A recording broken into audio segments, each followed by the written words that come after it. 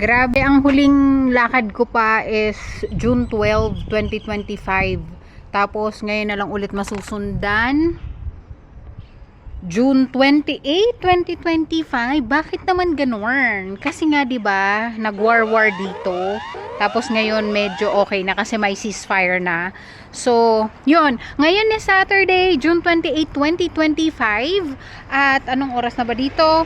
4:46 na ng hapon. Pero sobrang tarik pa rin ang araw kasi summer.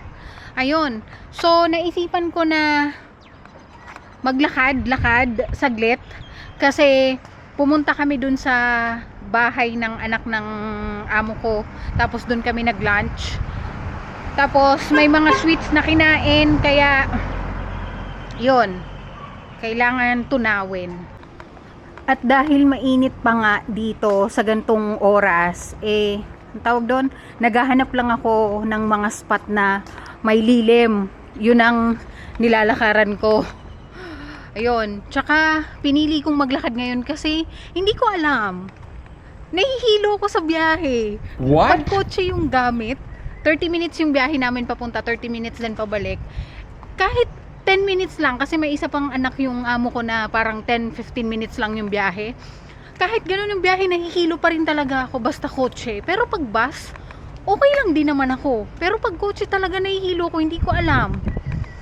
So, baka sign na yun na hindi ko talaga kailangan bumili ng kotse.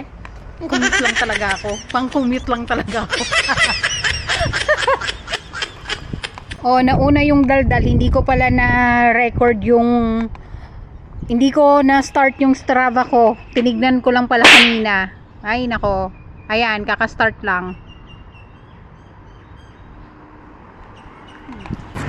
Dahil Sabado ngayon, sarado yung ibang mga grocery store. Pero may mga ilan-ilan na bukas. Pero, konti lang. Ganda ng bulaklak.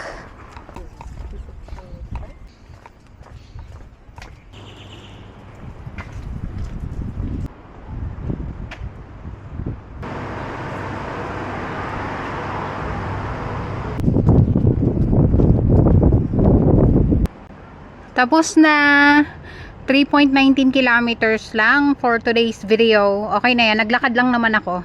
Bye guys!